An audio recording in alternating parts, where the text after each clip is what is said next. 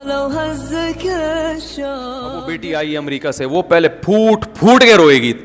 وہ جہاز میں آ رہی ہے آرام سے نا, آرام سے سکون سے.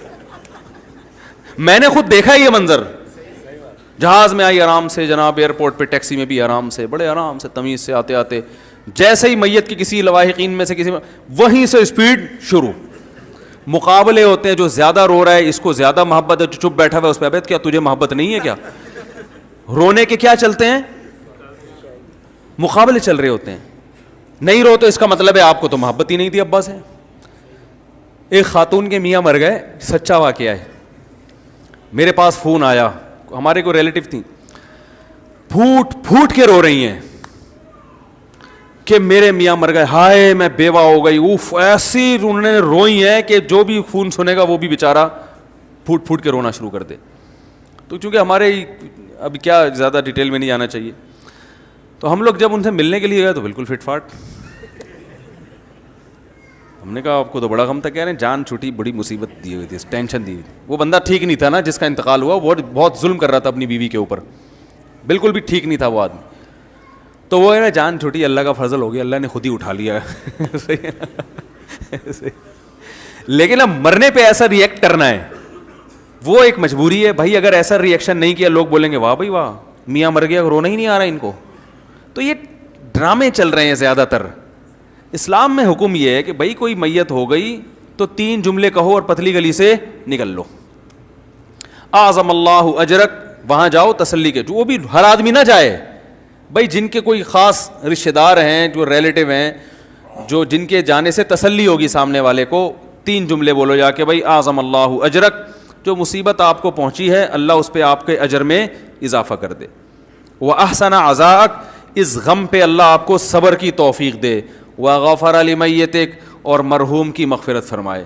3 جملے کہے, 2-4 اور تسلی کی بات کریں اور پتلی گلی سے بولو بھائی نکل لیں. وہیں تمبو میں دھرنا مار کے مت بیٹھیں آپ, وہاں بیٹھ جاتے ہیں, اب اس کے لیے دودھ پتی آ رہی ہے, پھر چائے آ رہی ہے, پھر پانی آ رہا ہے. وہ میت کے رشتہ داروں بیچارے وہ کہتے ہیں یہ مرنا اتنی بڑی ٹینشن نہیں تھا جتنا یہ جو تعزیت کے لیے آنے والے یہ اس سے بڑی ٹینشن بن چکے ہیں. اور پھر بھی ہمارے ہاں تو اسلام کی برکت ہے, برداشت کی حد تک ٹینشن ہوتی ہے, ڈپریشن میں جاتا ہے, مرتا نہیں آدمی. جو غیر مسلم ہے نا ان کے ہاں تو میت اتنی بڑی ٹینشن دے کے جاتی ہے دنیا سے کہ ان کے 2-2 ہفتے کے پروگرام چلتے ہیں میت کی تعریفوں کے الگ. اس وقت دفناتے نہیں ہیں اس وقت تک. پھر وہ ان کے کوئی پنڈت جی آ رہے ہیں, پنڈت کہتے ہیں, یہ پنڈت نہیں, مجھے کسی نے انڈیا سے کہا آپ نے مندر کو مندر بنا دیا اور پنڈت کو پنڈت بنا دیا. تو پنڈت لفظ ہے یہ. وہ آتے ہیں, پھر وہ پتہ نہیں کیا کیا پڑھتے رہتے ہیں, اس کے اوپر گھوڑے پڑھ رہے ہوتے ہیں, پھر اس پہ پیسے لے کے جاتے ہیں. وہ کئی ہزار روپے کا وارثوں کا خرچہ ہو جاتا ہے.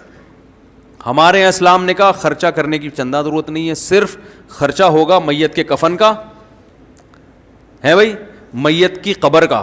قبر خود کھودنا نہیں آتی تو گورکن کو پیسے دے دو, اس کے علاوہ تیسرا کوئی خرچہ نہیں ہے. اور یہ خرچہ بھی میت کے وراثت کے مال میں سے ہوگا. جتنا مال چھوڑ کر گیا ہے نا اس میں سے پہلے یہ کفن دفن کا خرچہ نکالو. کفن کے کتنے پیسے خرچ ہوتے ہیں کفن پہ.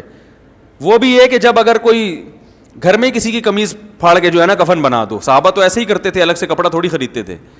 حضرت ابو بکر کو جب کہا گیا نا یہ کپڑا, انہوں نے فرمایا زندوں کو پہناؤ, ہمارے لیے نیا کپڑے کی ضرورت, ہمیں پرانے کپڑے میں دفن کر دینا. وہاں قبر میں جا رہے ہیں نا, وہاں کون سا کوئی, وہ تو فرشتے آئیں گے دیکھنے کے لیے, وہ تو اعمال دیکھتے ہیں, وہ آپ کے کپڑے تھوڑی دیکھیں گے.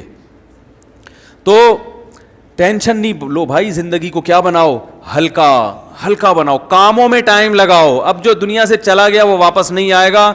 اب آپ نے کرنا ہے اس کے لیے مغفرت کی دعا. جو غم خود سے ہو رہا ہے وہ تو ہوتا ہے, وہ تو نیچرل ہے, وہ تو نبی کو بھی ہوتا تھا, آنکھوں سے آنسو ٹپکتے ہیں, بس کافی ہے.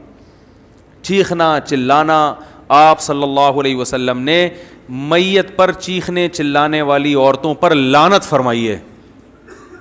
کتنا بڑا جرم ہے. اور آج میت پہ عورتیں چیختی ہیں کہ نہیں چیختی, ہاں ہاں ہاں ہاں کر کے, اس کو کمال سمجھتی ہیں.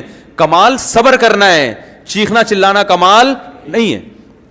عورت کے لیے سب سے بڑا غم اس کے بچے کی موت ہے, کیونکہ عورت کی سب سے محبوب چیز کیا ہوتی ہے, بچہ. ایک عورت کا بچہ مر گیا نبی صلی اللہ علیہ وسلم کے دور میں, وہ اتنی غمزدہ ہوئی کہ بچے کی قبر پہ کھڑے ہو کر رونا پیٹنا کیا نا اس نے, چیخ رہی ہے چلا رہی ہے. آپ صلی اللہ علیہ وسلم پیچھے سے گزرے, انہوں نے فرمایا صبر کرو صبر. اسے نہیں پتا تھا کہ نبی صلی اللہ علیہ وسلم نے, اس نے کہا آپ کو وہ غم پہنچا ہوتا نا مجھے پہنچا ہے, پھر میں پوچھتی کہ کیسے صبر کیا جاتا ہے. اس نے گویا طنز کیا, اس کو نہیں پتا تھا کہ آپ صلی اللہ علیہ وسلم ہیں.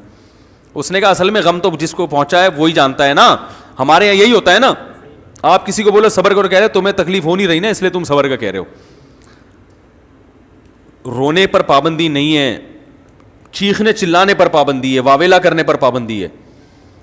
تو وہ صحابیہ کو کسی نے بتایا کہ تو رسول اللہ صلی اللہ علیہ وسلم ہے, تو وہ فوراً پریشان ہو کے گئیں اور نبی صلی اللہ علیہ وسلم کے پاس آ کے کہنے لگی میں اب صبر کروں گی. آپ نے فرمایا انما الصبر عند الصدمۃ الاولیٰ, جب صدمہ پہنچتا ہے نا اس وقت صبر کی فضیلت ہے, بعد میں تو سب کو صبر آ جاتا ہے. کون ساری زندگی بیٹھ کے کون روتا ہے.